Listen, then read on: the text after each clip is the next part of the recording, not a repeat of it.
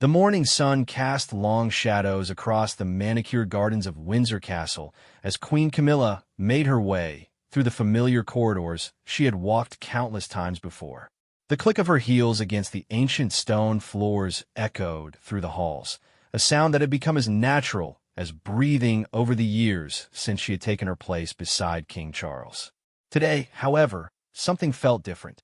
There was an unusual tension in the air, a heaviness that seemed to permeate every corner of the royal residence. Camilla had always prided herself on her ability to read the atmosphere of the palace. After decades of navigating the complex world of royal protocol and palace politics, she had developed an almost supernatural sense for detecting when something was amiss.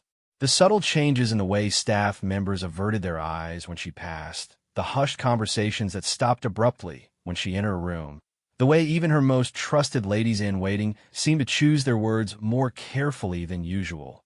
All of these signs pointed to something significant happening behind the scenes. The Queen Consort had spent the early morning hours in her private study, reviewing correspondence and attending to the numerous charitable causes that had become central to her royal duties. The work had always been a source of comfort to her, a way to feel useful and connected to the people she served. But today, even the routine tasks felt somehow hollow, as if she were going through the motions while waiting for some unnamed storm to break. It was just after 10 o'clock when her private secretary, Margaret Whitfield, knocked softly on the door of her study. Margaret had been with the royal household for nearly 2 decades, and Camilla had come to rely on her discretion and efficiency. The older woman's face, however, bore an expression that Camilla had rarely seen, a mixture of concern and barely concealed anxiety that immediately put the Queen Consort on alert. "Your Majesty," Margaret began, her voice carefully controlled, "there are some gentlemen here to see you. They say it's a matter of some urgency." She paused, clearly struggling with how to continue. "They're from the Treasury Solicitor's office, ma'am. They have some official documents they need to discuss with you." Camilla felt a cold knot form in her stomach. The Treasury Solicitor's office dealt with legal matters concerning the crown, but their appearance at the palace without prior arrangement was highly unusual. She had been expecting no such meeting, and Charles had mentioned nothing about any ongoing legal matters that might concern her directly. "Show them in, Margaret," she replied, her voice steady despite the growing unease. "And please ask them to wait just a moment while I finish reviewing these papers." The truth was, Camilla needed a few minutes to compose herself and try to imagine what could possibly bring such officials to her door unannounced. She had always been meticulous about her financial affairs, both personal and those related to her royal duties. Every transaction, every expenditure, every gift received was carefully documented and reported according to the strict protocols that governed royal finances. When the 3 men entered her study, Camilla immediately sensed the gravity of their visit. They were dressed in the standard dark suits of government officials, their faces bearing the kind of serious expressions that suggested this was no routine matter. The lead man, tall and thin with graying hair and wire-rimmed glasses, introduced himself as Sir Richard Pemberton, Senior Treasury Solicitor. "Your Majesty," he began, his tone respectful but unmistakably formal, "we deeply regret having to disturb you this morning, but we have some matters of significant importance that require your immediate attention." He gestured to a leather briefcase that one of his colleagues had placed on the small table near the window. "We have here certain documents that pertain to questions that have arisen regarding some of your personal assets and financial arrangements." Camilla's mind raced as she tried to process what she was hearing. Personal assets? Financial arrangements? She had always been transparent about her wealth, much of which had been accumulated during her previous marriage and through various investments made long before she had any connection to the royal family. Everything had been properly declared and vetted during the long process that had eventually led to her marriage to Charles. "I'm afraid I don't understand, Sir Richard," she replied, gesturing for the men to take seats in the comfortable chairs arranged around her study. "Perhaps you could be more specific about what questions have arisen and why they couldn't be addressed through the usual channels." Sir Richard exchanged a brief glance with his colleagues before opening the briefcase and removing a thick folder. Your Majesty, we have received information suggesting that certain properties and financial assets associated with your name may not have been properly disclosed or may be subject to claims that could affect their legal status. He opened the folder and spread several documents across the table. Specifically, there are questions about the country estate in Gloucestershire, certain investment accounts, and some valuable artwork and jewelry. The Queen Consort felt as if the floor had shifted beneath her feet. The properties and assets he was referring to were indeed hers, acquired through perfectly legal means over many years. The Gloucestershire estate had been a gift from her first husband's family. The investment accounts were managed by the same firm that had handled her finances for decades, and the artwork and jewelry were pieces she had either inherited or purchased herself. I must say, Sir Richard, that I find this line of inquiry quite puzzling, Camilla responded, her voice taking on a slightly sharper edge. Every asset you've mentioned has been properly documented and declared. The relevant paperwork was submitted years ago as part of the standard procedures when I joined the royal family. I assumed all of this had been thoroughly reviewed and approved. The second official, a younger man with dark hair and an earnest expression, spoke up for the first time. Your Majesty, while that may well be true, we have received allegations that suggest some of these assets may have been acquired through means that weren't entirely transparent, or that there may be other parties with legitimate claims to them. He pulled out another set of documents. Additionally, there are questions about whether proper taxes were paid on certain transactions and whether all required disclosures were made to the relevant authorities. Camilla felt a surge of indignation. Throughout her adult life, she had been scrupulously honest in all her financial dealings. The suggestion that she had somehow hidden assets or evaded taxes was not only false but deeply offensive.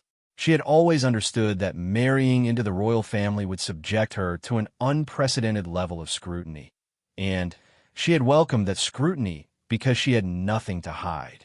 Gentlemen, she said, her voice now carrying the authority that came with her position, I can assure you that any allegations of improper conduct on my part are entirely without foundation. I have always maintained the highest standards of financial transparency, and I have complete confidence that any investigation will vindicate my actions completely. She paused, studying their faces carefully. However, I am curious about the source of these allegations and why this matter is being handled in such an irregular fashion. Sir Richard cleared his throat uncomfortably. I'm afraid we're not at liberty to discuss the specific sources of the information we've received, Your Majesty. What I can tell you is that the matter has been brought to the attention of various authorities, and there is some urgency in resolving these questions. He looked down at his papers again. In fact, ma'am, we have been instructed to inform you that pending the resolution of these inquiries, there may need to be certain temporary restrictions placed on access to some of the assets in question. The room seemed to grow very quiet as the implications of his words sank in. Camilla had spent enough time around legal matters to understand that temporary restrictions was a euphemism for asset freezing or confiscation. The idea that her personal property could be seized based on unnamed allegations from unknown sources struck her as both legally questionable and personally devastating. I see, she said slowly, fighting to keep her voice level. And what exactly would these temporary restrictions entail? Are you suggesting that I would be prevented from accessing my own property? The third official, who had remained silent until now, finally spoke. He was older than the other two, with silver hair and the bearing of someone who had spent many years in government service. Your Majesty, we understand how difficult this situation must be, but we are required to follow certain protocols when allegations of this nature are raised. The restrictions would likely involve preventing any transfer, sale, or significant alteration of the assets in question until the investigation is complete. He paused. This would include the Gloucestershire estate, the investment accounts, and the valuable items we discussed. Camilla stood up abruptly, moving to the window that looked out over the castle grounds. In the distance, she could see the tourists who had come to visit the castle, blissfully unaware of the drama unfolding in the Queen Consort's private study. She thought about all the years she had spent building her life, the careful planning and hard work that had gone into acquiring the properties and investments that were now being called into question. The Gloucestershire estate held particular significance for her. It was where she had spent some of the happiest years of her life, where she had raised her children, where she had found peace and solitude during the most difficult periods of her public life. The thought of being barred from her own home was almost too much to bear. "Sir Richard," she said, turning back to face the three men, "I must insist that this matter be handled through proper channels. I will contact my solicitors immediately, and I expect that any actions taken regarding my property will be done with full legal justification and appropriate oversight." She moved back to her desk and picked up her phone. "Furthermore, I think it would be appropriate for His Majesty to be informed of this situation immediately." The mention of King Charles seemed to make the officials slightly uncomfortable. Sir Richard shifted in his chair and exchanged another glance with his colleagues. "Of course, Your Majesty. We would never suggest that proper legal procedures not be followed. However, I should mention that this matter has already been brought to His Majesty's attention through the appropriate channels." Camilla froze. The suggestion that Charles already knew about this investigation, but hadn't informed her personally, was almost as shocking as the investigation itself. They had always prided themselves on their open communication, their ability to face challenges together as a team. The idea that he would allow her to be blindsided by such serious allegations seemed completely out of character. "I find that very difficult to believe, Sir Richard," she said, her voice now clearly showing her anger. "His Majesty and I discuss all matters of importance, and I cannot imagine that he would fail to inform me of something this significant." The senior official looked genuinely uncomfortable now. "Your Majesty, I can only tell you what we have been informed. Our understanding is that His Majesty has been briefed on the general nature of the inquiry, though the specific details and timing of today's visit may not have been communicated to him in advance." He gathered his papers together. "Perhaps it would be best if you were to discuss this matter with him directly." As the three men prepared to leave, Sir Richard placed a final document on her desk. "Your Majesty, this is a formal notice outlining the scope of the investigation and the temporary restrictions that will be put in place.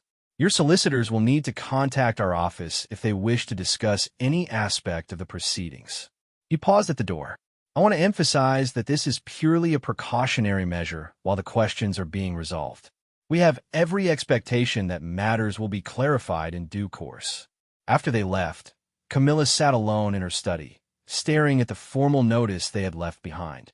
The legal language was dense and intimidating, but the basic message was clear. Her access to significant portions of her personal wealth had been suspended pending an investigation into allegations that she knew to be false. She picked up her phone to call Charles, then hesitated. If he had indeed already been informed about this matter, his failure to warn her suggested complications she wasn't yet prepared to face. Instead, she called her longtime solicitor, David Hartwell, who had handled her legal affairs for more than 20 years. "David," she said when he answered, "I need to see you immediately. Something quite serious has come up, and I'm going to need your help to sort out." As she waited for her solicitor to arrive, Camilla found herself reviewing the events of the past few months, searching for any clue that might explain what was happening. There had been the usual minor controversies that seemed to follow every member of the royal family, but nothing that would justify such drastic action. She thought about the people in her life who might have reason to cause trouble, the business associates who might harbor resentments, the former friends who might feel they had been slighted in some way. The more she thought about it, the more convinced she became that this was not a routine investigation based on legitimate concerns. The timing, the secrecy, the dramatic nature of the asset freezing, all of it suggested something more calculated and deliberate. Someone wanted to damage her, and they had found a way to use the legal system to do it. When David Hartwell arrived an hour later, his face was grim. A man in his 60s with decades of experience in handling high-profile legal matters. He rarely showed emotion, but Today he looked genuinely concerned. "Camilla," he said, dispensing with formal titles as he always did when they were alone, "I've been making some calls since we spoke. This situation is more complex than either of us initially realized." He opened his briefcase and pulled out a thick folder. "The allegations against you aren't just about financial impropriety. Someone has suggested that some of your assets may have been acquired through money laundering or other criminal activities." The revelation from David Hartwell hit Camilla like a physical blow. Money laundering? Criminal activities? The accusations were so far removed from reality that she initially struggled to process what her solicitor was telling her. She had built her wealth through conventional means: inheritance, wise investments, and the divorce settlement from her first marriage. Every pound had been earned or acquired through perfectly legitimate channels. "David, that's absolutely preposterous," she said, sinking into her chair. "You know better than anyone how I've conducted my financial affairs. Every transaction has been documented. Every investment has been made through reputable firms. Every piece of property has been purchased with clean money." She gestured toward the windows overlooking the castle grounds. "These people are either completely misinformed or they're deliberately trying to destroy my reputation." David nodded grimly as he spread more documents across her desk. "I agree completely, and that's what makes this situation so concerning. The allegations are serious enough that they can't be ignored, but they're also vague enough that they'll be difficult to disprove quickly." He pulled out a legal brief that had been prepared by his firm. "What we're dealing with here appears to be a very sophisticated attack on your financial standing, designed to cause maximum damage while providing minimum opportunity for defense." The solicitor had spent the morning researching the legal framework being used to justify the asset freezing. What he had discovered was a complex web of financial regulations and anti-money laundering laws that could be invoked based on relatively minimal evidence, particularly when national security concerns were suggested. The beauty of the system, from the perspective of someone wanting to cause harm, was that the mere initiation of an investigation could cause serious damage, even if the allegations were eventually proven false. "The problem we're facing," David continued, "is that the current legal environment gives authorities broad powers to freeze assets while they conduct investigations. The standard of evidence required to initiate such proceedings is much lower than what would be needed to secure a conviction or even to file formal charges." He showed her a timeline he had prepared. "Based on similar cases I've researched, this process could take months to resolve, even with the best possible outcome." Camilla stood up and began pacing around her study, her mind working furiously to understand the implications of what she was hearing. Months without access to her personal wealth would be more than just an inconvenience. It would be a public humiliation that could permanently damage her standing within the royal family and with the public. More importantly, it would affect her ability to support the various charitable causes that had become central to her identity as queen consort. "There has to be something we can do to accelerate this process," she said, turning back to David. "Surely my position within the royal family carries some weight in these matters. The idea that the queen consort could be treated like a common criminal suspect is not only personally offensive, but constitutionally problematic." David had been anticipating this argument, but his research had revealed some uncomfortable truths about the extent to which royal status provided protection in financial investigations. "Actually, Camilla, that's where things get particularly complicated. The current government has been making a point of demonstrating that no one is above the law, including members of the royal family." He pulled out newspaper clippings from recent months. There have been several high-profile cases where wealthy individuals and even minor nobles have had their assets frozen pending investigation. The political climate makes it very difficult for authorities to make exceptions, even for someone in your position. The mention of the political climate triggered a realization in Camilla's mind. The current government had come to power partially on promises to crack down on financial corruption and to hold the wealthy and powerful accountable for their actions. While she had always supported the principle of equal justice under law, she was beginning to understand how such policies could be weaponized against individuals for political purposes. "David," she said slowly, I want you to investigate something for me. I want to know who initiated these allegations and whether there might be any political motivation behind them." She moved to her desk and pulled out her personal calendar. "I also want you to look into the timing. Find out if there's any connection between this investigation and any recent political developments or upcoming events that might make attacking the royal family advantageous for someone." The solicitor made notes as she spoke, but he looked skeptical about their ability to uncover such information. The identity of complainants in these types of investigations is usually protected, and government agencies are notoriously reluctant to discuss their sources or motivations. He paused, considering. "However, I do have some contacts within the Treasury Solicitor's office who might be willing to provide some informal guidance about how these proceedings typically work." As they were discussing potential avenues for investigation, Margaret Whitfield knocked on the door again. Her expression was even more concerned than it had been earlier, and she was carrying what appeared to be an urgent message. "Your Majesty," she said, her voice barely above a whisper, "I've just received a call from His Majesty's private secretary. The king would like to see you immediately in his private study. He said to tell you that it concerns the matter you discussed this morning with the government officials." Camilla felt her stomach drop.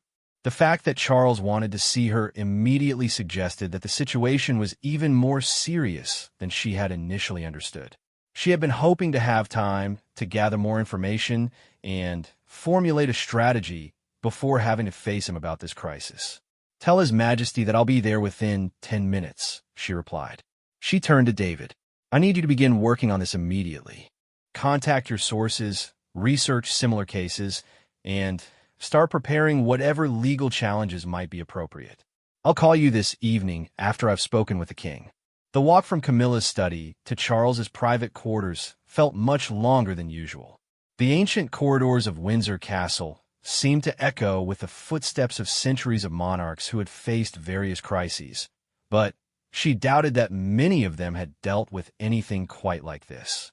The combination of modern financial regulations, contemporary media scrutiny, and the complex dynamics of constitutional monarchy created challenges that previous generations of royals had never had to navigate. When she entered Charles's study, she was surprised to find that he was not alone. Sir Clive Alderton, his private secretary, was present, along with 2 other men she didn't immediately recognize. The king's expression was grim, and the atmosphere in the room was tense in a way that reminded her of the most difficult periods they had faced together. "Camilla," Charles said, standing as she entered, "please sit down. I'm afraid we have some very serious matters to discuss." He gestured toward the men she didn't recognize. "This is Sir Michael Harrison from the Cabinet Office, and Mr. James Thornfield from the Palace Security Team. They've been briefing me on the situation that developed this morning." Sir Michael, a distinguished man in his 50s with the bearing of a senior civil servant, spoke first. "Your Majesty, I want to begin by saying that the government deeply regrets that this situation has developed, and we are committed to resolving it as quickly and fairly as possible." He opened a folder containing what appeared to be briefing documents.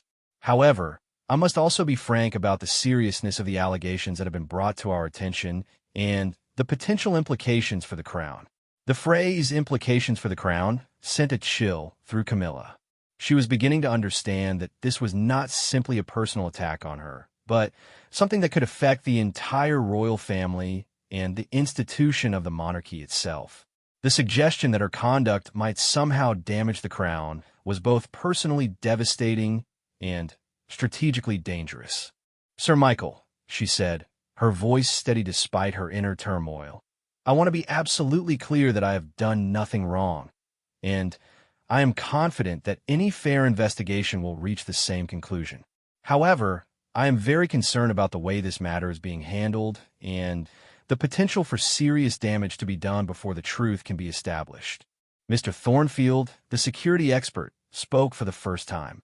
He was younger than the others, with the alert demeanor of someone accustomed to dealing with potential threats. "Your Majesty, one of our primary concerns is that this situation has already begun to leak to the press. We have indications that certain media outlets are preparing stories about the investigation, which means that public knowledge of these proceedings is probably inevitable." Camilla felt as if the walls were closing in around her. A financial investigation was serious enough, but once it became public knowledge, the damage to her reputation would be almost impossible to repair, regardless of the ultimate outcome. The press had never been entirely comfortable with her role in the royal family, and many outlets would undoubtedly relish the opportunity to present her as a corrupt or dishonest figure. "How long do we have before this becomes public?" she asked. "Possibly as little as 24 hours, Thornfield replied. "We're trying to manage the situation, but once these stories start circulating, they tend to take on a life of their own very quickly." King Charles, who had been largely silent during this exchange, finally spoke. "Camilla, I want you to know that I have complete confidence in your integrity, and I will support you through whatever comes next." He paused, his expression pained. "However, we also need to be realistic about the potential impact this could have on the monarchy as an institution. We may need to consider some temporary measures to protect the crown while we work to resolve the underlying issues." The phrase "temporary measures" had an ominous ring that reminded Camilla of the language used by the Treasury officials earlier. She was beginning to suspect that she was about to face not just financial restrictions, but limitations on her royal duties and public role as well. "What kind of temporary measures are you referring to, Charles?" she asked, though she dreaded hearing the answer. Sir Clive Alderton, who had been taking notes throughout the meeting, looked up from his papers. "Your Majesty, we believe it would be prudent for you to step back from certain public engagements while this matter is being resolved. This would help to minimize the potential for negative attention and would demonstrate that the royal family takes these allegations seriously."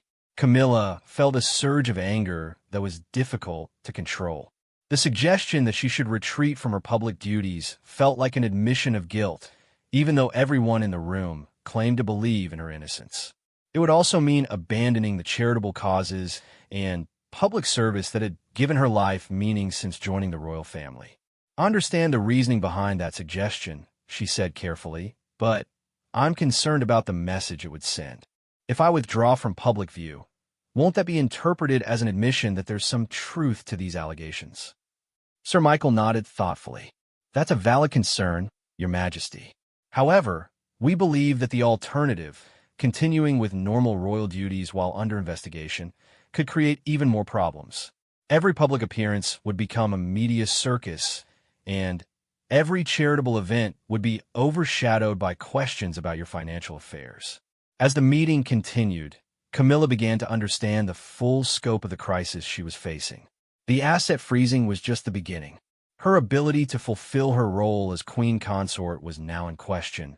Her reputation was about to be subjected to unprecedented scrutiny, and her personal relationships within the royal family were being strained in ways that might prove difficult to repair. The irony was not lost on her that she had spent years carefully building her public image and establishing her legitimacy within the royal family, only to see it all threatened by allegations that she knew to be completely false. The careful balance she had maintained between her private life and her public role was about to be destroyed by forces that seemed to be beyond her control. When the meeting finally ended, Charles walked her to the door of his study. For a moment, they were alone together, away from the officials and advisors who had been analyzing every aspect of her situation. "Camilla," he said softly, "I want you to know that whatever happens, we'll get through this together. I know you're innocent of any wrongdoing, and I'll do everything in my power to help you prove it." His words were comforting, but she could see the worry in his eyes. This crisis had the potential to damage not just her reputation, but his reign as well. The suggestion that the queen consort might be involved in financial impropriety would inevitably reflect on his judgment and leadership. "Thank you, Charles," she replied. "I just need some time to think through all of this and to work with David on developing a proper response." She paused at the door. "I assume I should prepare for the worst in terms of media coverage?" He nodded grimly. "I'm afraid so. But remember, we've weathered difficult press coverage before, and we'll weather this too." As Camilla made her way back to her own quarters, she was struck by how different the palace felt now compared to just a few hours earlier. The The familiar corridors now seemed almost hostile, filled with staff members who might be wondering about the truth behind the allegations against her. The comfortable routines of royal life had been shattered by the morning's revelations, and she wasn't sure when or if they would ever be restored. In her private sitting room, she sat down to collect her thoughts and plan her next moves. The immediate priorities were clear: work with David Hartwell to mount a legal defense, manage the inevitable media storm, and try to minimize the damage to the royal family. But beyond these tactical concerns, she needed to understand who was behind this attack and why they had chosen to target her in this particular way. The more she thought about it, the more convinced she became that this was not a random investigation triggered by genuine concerns about her financial conduct. The timing, the sophistication of the allegations, and the speed with which the situation had escalated all suggested careful planning and significant resources. Someone with considerable influence and knowledge of the legal system had orchestrated this attack, and she was determined to find out who and why. As the afternoon wore on, Camilla found herself reviewing the events of recent months with new eyes, looking for clues that might explain what was happening. There had been several high-profile royal events, various charitable initiatives she had championed, and a few minor controversies that had briefly captured media attention. None of it had seemed particularly significant at the time, but now she wondered if she had missed important warning signs. The phone rang, interrupting her thoughts. It was Margaret, calling from the outer office. "Your Majesty," she said, her voice tight with concern, "I have Mr. Hartwell on the line. He says it's urgent." David Hartwell's voice on the phone carried an urgency that immediately put Camilla on high alert. In all their years of working together, she had rarely heard him sound quite so concerned about a legal matter. His usual calm, measured approach to even the most complex problems had been replaced by something approaching alarm. "Camilla, I've been making calls all afternoon, and what I've discovered is deeply troubling," he began without preamble. "This investigation isn't following normal procedures. The speed with which your assets have been frozen, the breadth of the allegations, and the level of secrecy surrounding the complainants all suggest that someone with considerable influence has been orchestrating this process." Camilla had suspected as much, but hearing it confirmed by someone with David's expertise in financial law made the situation feel even more serious.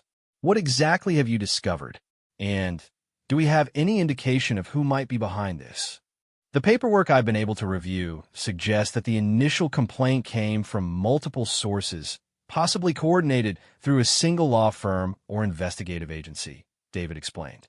"The allegations are remarkably detailed and well-researched, including information about transactions going back more than a decade. This isn't the work of a disgruntled former employee or a random troublemaker. This is a sophisticated operation. The suggestion that someone had been investigating her financial affairs for years without her knowledge was deeply unsettling." Camilla had always assumed that her high profile would make it difficult for anyone to conduct such research secretly, but apparently she had been naive about the capabilities of determined adversaries. "David, I need you to be completely honest with me about our chances of resolving this quickly," she said. "The palace is already discussing the possibility of me stepping back from public duties, and there are indications that the story will break in the press within 24 hours. If we can't move fast, the damage may be irreversible regardless of the ultimate outcome." There was a long pause before David responded, and when he did speak, his tone was more serious than ever. "Camilla, I have to tell you that the legal framework they're using is designed specifically to prevent quick resolutions. The anti-money laundering laws and the proceeds of crime legislation give authorities broad powers to maintain asset freezes while they conduct what they call thorough investigations.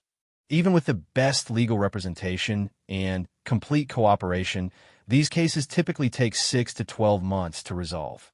6 to 12 months. The timeline hit Camilla like a physical blow.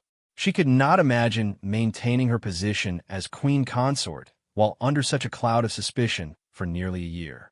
The damage to her reputation, to her relationship with Charles, and to the monarchy itself would be catastrophic. There has to be some way to expedite the process, she insisted. What about seeking an emergency hearing to challenge the asset freezing, or demanding that they provide more specific evidence to justify their actions? I'm already working on both of those options, David replied. However, I need to warn you that challenging these proceedings could have unintended consequences. If we're too aggressive in our legal response, it might be interpreted as an attempt to obstruct the investigation, which could make things worse. As they spoke, Camilla was struck by the cruel irony of her situation. I know it's been far too long since we've spoken, but I need your help with something rather urgent. Helena Blackwood had been one of Camilla's closest friends during her first marriage, and she had maintained connections throughout the worlds of business and finance that had served her well in her subsequent career as a private investigator. While they had drifted apart over the years as Camilla's royal duties had consumed more of her time, Helena was one of the few people she trusted completely to provide honest advice and discreet assistance. Camilla, darling, of course, Helena replied immediately. I've been reading some concerning rumors in the financial press today. I assume this call is related to those stories. You've heard something already? Camilla was surprised that news of the investigation had begun circulating so quickly.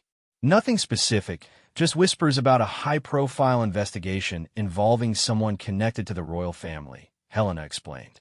But given that you're calling me for help, I'm assuming those whispers are about you. She paused. What do you need? Camilla outlined the basic facts of her situation, being careful not to reveal any confidential details that might compromise ongoing legal proceedings. Helena listened without interruption, asking only a few clarifying questions about the timeline and the nature of the allegations.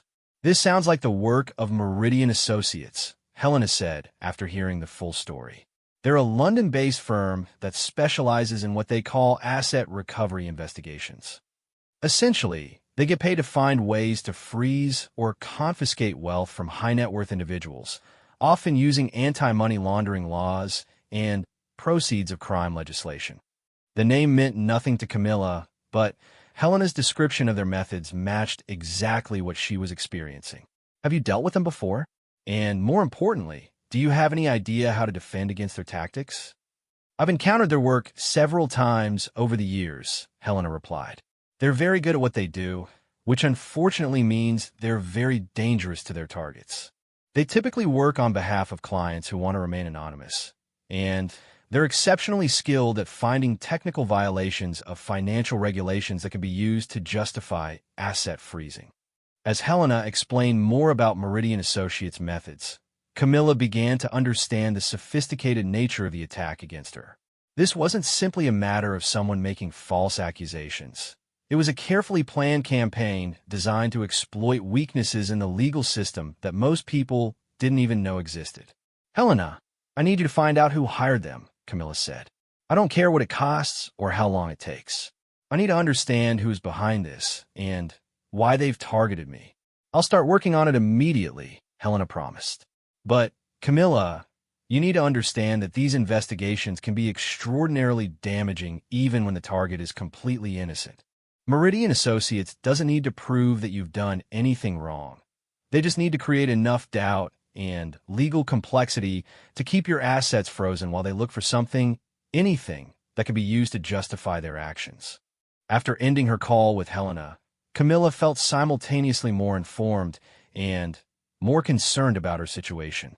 Understanding the professional nature of the attack against her provided some clarity about what she was facing, but it also made clear that this was not going to be resolved quickly or easily. She was interrupted by another knock on her door. This time it was not Margaret, but one of the castle's security guards, a young man she recognized but had never spoken with directly. His presence at her private quarters was highly unusual, and his nervous demeanor immediately put her on alert. Your Majesty, he said, clearly uncomfortable with whatever message he had been asked to deliver. I've been instructed to inform you that there are some restrictions that have been put in place regarding access to certain areas of the castle. He handed her an official-looking document. This outlines the specific locations that are temporarily off limits. Camilla stared at the document in disbelief. The restrictions included her private office where she conducted much of her charitable work, the safe where she kept important personal documents, and even certain areas of the royal art collection where pieces belonging to her were housed. The implications were staggering. She was essentially being treated like a security threat within her own home. "Who authorized these restrictions?" she asked, her voice tight with controlled anger. The guard looked even more uncomfortable. "The orders came through the palace security office, ma'am. I believe they're related to the ongoing investigation that's been mentioned in various briefings today." He paused, clearly wishing he was anywhere else. "I'm very sorry, Your Majesty. I'm just following the instructions I've been given." Camilla realized that the young man was just doing his job and that her anger should not be directed at him. However, the fact that she could be restricted from accessing parts of her own home based on unproven allegations represented a new low in this escalating crisis. "I understand that you're following orders," she said, trying to keep her voice level. "But I need you to contact whoever issued these instructions and arrange for me to speak with them immediately. This is completely unacceptable." After the guard left, Camilla sat alone in her sitting room, staring at the list of restricted areas. The systematic nature of the restrictions suggested that someone had given considerable thought to how to limit her ability to access her personal property and documents. It was another indication that this investigation was being conducted with unusual thoroughness and attention to detail. She was still reviewing the restrictions when her phone rang again. This time it was Charles, and his voice carried a tension that she had rarely heard before. "Camilla, I've just been informed about the new security restrictions," he said without preamble. "I want you to know that I had no advance knowledge of these measures, and I'm working to have them reviewed immediately." The fact that even Charles had been kept in the dark about restrictions being placed on his own wife within their own residence was deeply troubling. It suggested that the investigation had taken on a momentum of its own, beyond the control of even the king himself. "Charles, this has gone far beyond what could be justified by any reasonable investigation," she said. "I'm being treated like a criminal suspect based on allegations that no one will even explain to me in detail. There has to be some way to restore some sanity to this process." "I've called an emergency meeting with the Attorney General for this evening," Charles replied. "I'm going to demand a full briefing on the legal justification for these measures, and I'm going to insist that any restrictions on your access to palace facilities be lifted immediately." While Camilla appreciated his support, she was beginning to understand that traditional royal authority might not be sufficient to resolve this crisis. The investigation appeared to be operating under legal frameworks that provided considerable independence from political interference, even from the monarchy itself.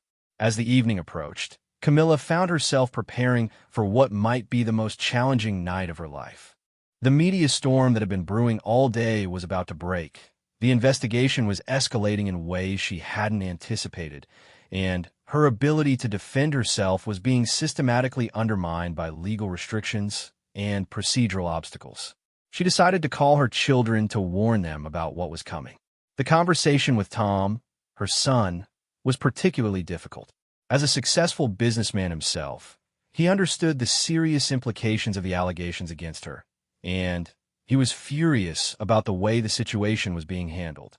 "Mom, this is absolute rubbish, and anyone who knows you should realize that immediately," he said. "But I'm worried about the political dimensions of what's happening. Someone is using you to attack the monarchy, and they're being very clever about how they're doing it." His assessment aligned with her own growing suspicions about the true nature of the attack against her. This wasn't really about her financial affairs. It was about damaging the institution of the monarchy by targeting one of its most visible members. As she prepared for bed that night, knowing that tomorrow would bring unprecedented public scrutiny and continued legal challenges, Camilla reflected on how quickly her life had been turned upside down. Just 24 hours earlier, she had been the queen consort, secure in her role and focused on her charitable work. Now she was a target of a criminal investigation, barred from parts of her own home, and facing the prospect of months or even years of legal proceedings. But even in the face of such overwhelming challenges, she was determined not to be defeated by people who were willing to use lies and legal manipulation to destroy her reputation. tomorrow would bring new battles, but she would face them with the same strength and dignity that had carried her through every other crisis in her life. The morning brought exactly the media firestorm that Camilla had been dreading. As she sat in her private sitting room with Margaret, watching the news coverage of her situation unfold across every major television channel, she felt a mixture of anger, sadness, and determination. The headlines were even worse than she had anticipated, with some outlets suggesting that the Queen Consort was under investigation for serious financial crimes, and others speculating about the potential impact on the monarchy itself. "Your Majesty," Margaret said softly, "perhaps we shouldn't watch any more of this coverage. I don't think it's helping the situation." But Camilla was determined to understand exactly what narrative was being presented to the public. The coverage revealed a level of detail about the investigation that suggested someone was actively leaking information to the press, providing background details and context that should have been confidential. This confirmed her suspicions that the attack against her was being coordinated across multiple fronts. Her phone had been ringing constantly since dawn, with calls from journalists, old friends, and various officials trying to manage the crisis. She had instructed Margaret to take messages from everyone except her immediate family, her legal team, and senior palace officials. The volume of calls suggested that the story had captured international attention, which would make it even more difficult to control the damage. At 9 o'clock, David Hartwell arrived for an emergency meeting. His expression was grim, and he carried several thick folders filled with documents. The overnight developments had provided new information about the investigation, but unfortunately most of it was bad news for Camilla's prospects of a quick resolution. "The situation has deteriorated significantly," he began without preamble. "The media coverage has triggered additional scrutiny from other agencies, and I've received indications that the investigation is being expanded beyond your personal financial affairs." He opened one of his folders. "There are now questions being raised about some of the charitable foundations you're associated with, and about certain government contracts that were awarded to companies you may have had indirect connections to." Camilla felt the room spinning around her. The expansion of the investigation into her charitable work was particularly devastating, as those activities represented the most meaningful part of her role as Queen Consort. The suggestion that she might have somehow corrupted the charitable sector or influenced government contracts was not only false, but struck at the heart of everything she had tried to accomplish in her public life. "David, this is getting completely out of hand," she said, struggling to keep her voice steady. "They're basically investigating every aspect of my life based on nothing more than unsubstantiated allegations. How is this possible in a country that supposedly believes in the presumption of innocence?" Unfortunately, the legal framework around financial investigations has been designed to cast a very wide net, David explained. Once an investigation is initiated, authorities have broad powers to expand their inquiry into related areas. The rationale is that financial crimes are often complex and require comprehensive investigation to understand the full scope of potential wrongdoing. As they discussed the legal implications of the expanded investigation, Camilla received a call that would change everything. It was Helena Blackwood, calling with the results of her preliminary investigation into who had hired Meridian Associates to target Camilla's assets. "Camilla, I've made some progress, but what I've discovered is quite shocking," Helena said. "The client behind this investigation isn't who you might expect. It appears to be connected to a consortium of individuals and organizations with various grievances against the monarchy, but the funding seems to be coming from someone with very deep pockets and significant political connections." Helena had managed to trace some of the financial arrangements through her network of contacts in the investigative industry. While she hadn't been able to identify the ultimate source of the funding, she had discovered enough to understand that this was a well-financed, professionally managed campaign designed to inflict maximum damage on both Camilla personally and the monarchy as an institution. "The really disturbing part," Helena continued, "is that this appears to be just the beginning.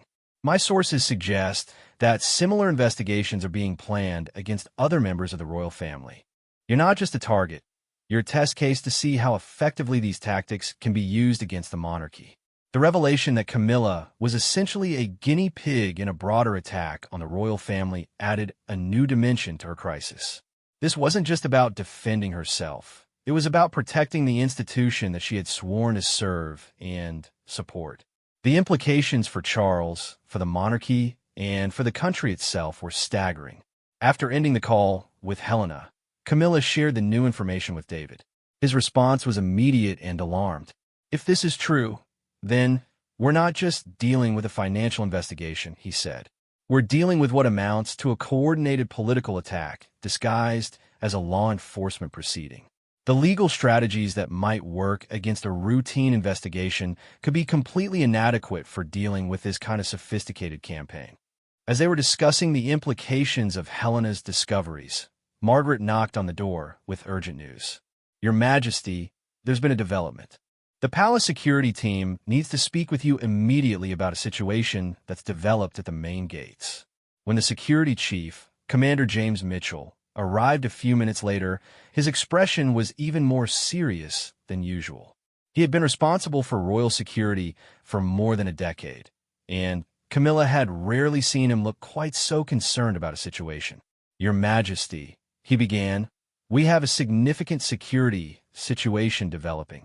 There are protesters gathering outside the castle gates demanding that you be arrested, and there are indications that more demonstrations are being organized for other royal residences." He showed her photographs taken by security cameras. "We're also seeing increased media presence and what appear to be organized efforts to gather information about your daily routines and movements." The photographs showed crowds of people carrying signs with slogans like "No one above the law" and "Investigate royal corruption." What was particularly disturbing was the professional quality of the signs and the organized nature of the demonstration, which suggested that this wasn't a spontaneous expression of public outrage, but rather a carefully orchestrated piece of political theater. "Commander Mitchell," Camilla said, "I need to know whether these demonstrations represent a genuine threat to palace security or whether they're primarily designed to create negative publicity." "Both, I'm afraid," he replied. "The demonstrations themselves are probably intended mainly for media impact, but the increased attention and the hostile atmosphere they're creating could provide cover for more serious threats.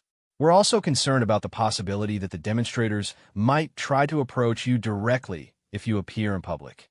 The suggestion that she might face physical confrontation from protesters was deeply unsettling.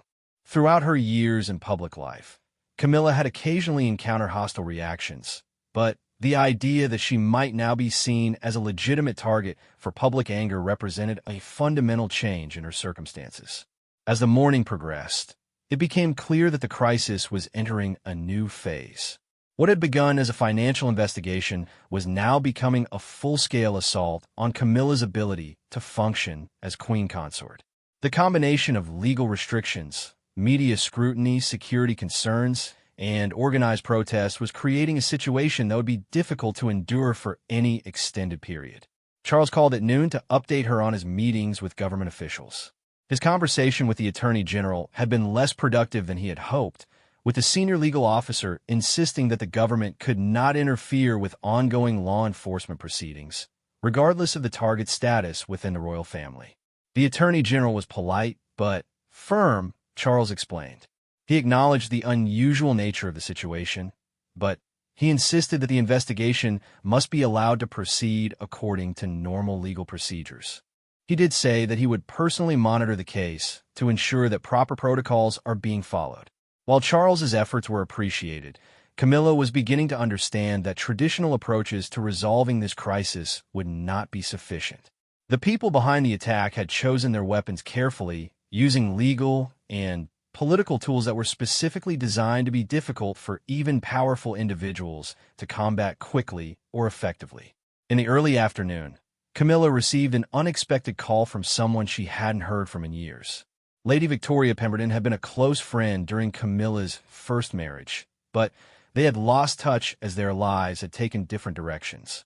Victoria was now a successful barrister specializing in complex financial litigation, and she had been following the news coverage of Camilla's situation with growing concern. "Camilla, I hope you don't mind me calling, but I've been watching this investigation unfold, and I think there are some things you need to know about how these cases typically develop," Victoria said. "I've been involved in several similar matters over the years, and I can see patterns in what's happening to you that suggest this is not a normal law enforcement proceeding." Victoria's expertise in financial litigation provided a new perspective on the legal strategies being used against Camilla. As she explained the typical progression of such investigations, it became clear that the attack was following a well-established playbook designed to maximize damage while minimizing the target's ability to defend themselves effectively. "The key thing to understand," Victoria continued, "is that these investigations are often less about finding evidence of actual wrongdoing and more about creating a narrative of suspicion that can be used for political or personal purposes. Even if you're ultimately cleared of any wrongdoing, the damage to your reputation and your ability to function in your role may be irreversible." This assessment aligned with everything that Helena had discovered about the professional nature of the campaign against Camilla. The sophistication of the attack, the coordination across multiple fronts, and the strategic timing all suggested that the ultimate goal was not justice but destruction. As the afternoon wore on, Camilla found herself facing a decision that would define how she responded to this unprecedented crisis. She could continue to react defensively, working through legal channels and hoping that the truth would eventually prevail, or she could take a more aggressive approach and try to expose the real nature of the attack against her. The choice was complicated by her role as queen consort. Any aggressive response would inevitably be seen as the monarchy fighting back against legitimate law enforcement, which could create additional political problems for Charles and the institution of the crown. However, a purely defensive approach might allow her attackers to achieve their goals while she remained constrained by royal protocol and legal procedures. At 4 o'clock, she made a decision that would surprise everyone who had been advising her. She called a meeting with her communications team and announced that she intended to make a public statement addressing the investigation directly. This was a significant departure from the usual royal approach of maintaining dignified silence in the face of controversy. "I understand the risks involved in speaking publicly about an ongoing investigation," she told the assembled staff members, "but I also understand that silence is being interpreted as an admission of guilt.